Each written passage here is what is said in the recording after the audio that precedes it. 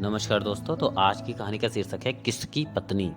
बादशाह अकबर के राज्य में एक व्यापारी रहता था। उसकी पत्नी बहुत सुंदर थी, इतनी सुंदर कि उसकी सुंदरता के लिए शब्द भी कम पड़ते हैं। एक दिन दोनों पति पत्नी अपने रिश्तेदारों से मिलने दूसरे गांव जा रहे थे।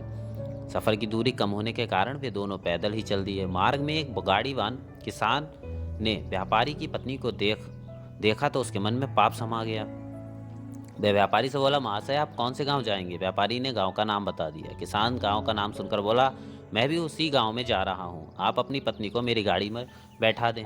व्यापारी अपनी पत्नी को गाड़ी में बैठाकर खुद पैदल चल दिया। किसान ने गाड़ी में जुते बैलों को तेज तेज दौड़ाना शुरू कर दिया। व्यापारी गाड़ी के पीछे पीछे भागने लगा। मार्ग में किसान ने उसकी पत्नी को अपनी बातों के जाल में फंसाकर अपने वश में कर लिया।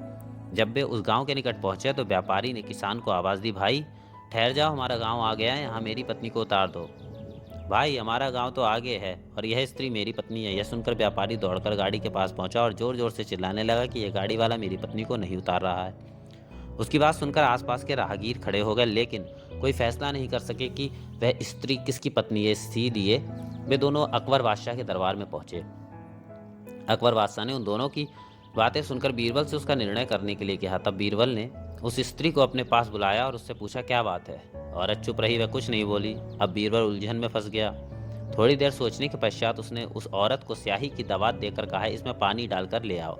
इतना सुनकर औरत खड़ी हुई और दवात में पानी डालकर ले आई। बीरबल ने दवात से स्याही लेकर एक कागज पर दो चार शब्द लिखकर देखे। स्याही में पानी सही था, इसलिए उसने व्यापारी से कहा, तुम अपनी पत्नी को ले जाओ, यह स्त्री तुम्हारी है। उसके बाद किसान को झूठ बोलने और गलत आचरण करने पर सजा दी।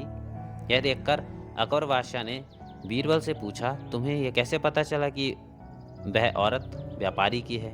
बीरबल बोला, जहाँ पना मैंने उस औरत से दवात में पानी डालने को कहा, उसने उतना ही पानी डाला जितना शाही के लिए ठीक था।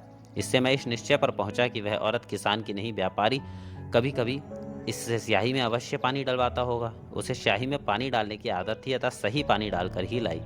यदि वह किसान की स्त्री होती तो अनजानेपन में कम या अधिक मात्रा में पानी भर लाती।